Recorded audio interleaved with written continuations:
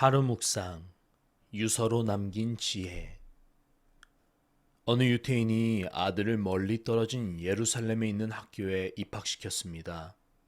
아들이 학교에서 공부하고 있는 사이 갑자기 큰 병이 든 아버지는 아무래도 아들을 만나보지 못하고 죽을 것 같아서 다음과 같은 유서를 아들에게 썼습니다. 나의 전 재산을 한 노예에게 물려주기로 하되 다만 그 중에서 아들이 바라는 하나만을 아들에게 주도록 하라. 마침내 병을 앓던 아버지가 죽자 전 재산을 물려받은 노예가 아들이 있는 학교를 향해 발걸음을 재촉했습니다. 아, 나에게 이런 횡재가 생기다니.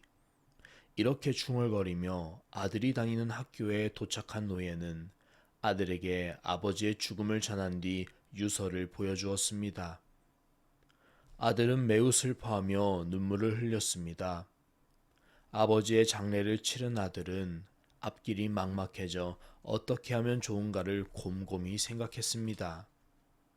그는 랍비를 찾아가 자초지종을 설명한 뒤 불평을 늘어놓았습니다.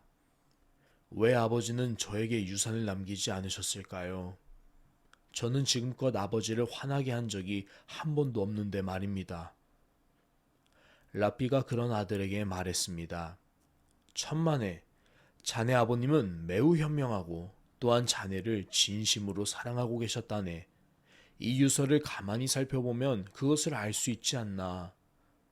영문을 모르는 아들은 랍비의 말을 반박했습니다. 노예에게 전 재산을 물려주시면서 아들에게는 아무것도 남기시지 않다니 애정은커녕 어리석은 행위로밖에는 생각되지 않아요. 그러자 랍비가 아들을 타이르듯 다시 말했습니다. 자네도 아버님처럼 현명하게 생각해보게. 아버님이 무엇을 바라고 그러셨는가를 잘 생각해보면 자네에게 훌륭한 유산을 주셨다는 것을 알 수 있을 것이네. 이렇게 말한 랍비는 잠시 아들에게 생각할 시간을 주고는 말을 이어갔습니다.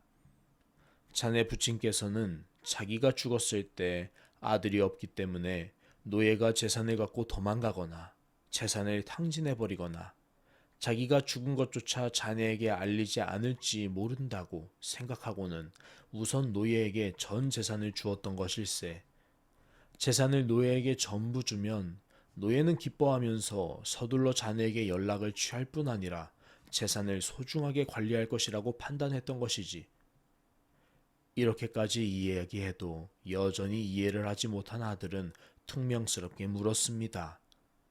그것이 저에게 무슨 소용이란 말씀입니까? 그러자 랍비가 딱하다는 듯 혀를 차면서 말했습니다.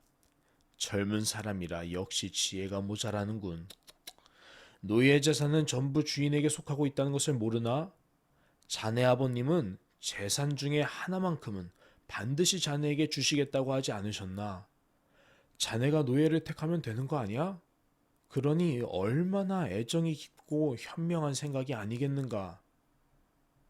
아들은 그제서야 겨우 부친의 참뜻을 깨닫고는 랍비가 말하는 대로 따랐으며 나중에 노예를 해방시켜 주었습니다. 그리고는 다음과 같이 말했습니다. 나이든 사람의 지혜는 당할 수가 없다. 사랑하는 오산교회 성도님들의 오늘 하루가 현명한 하루, 지혜가 넘치는 하루가 되시기를 예수님의 이름으로 축복합니다.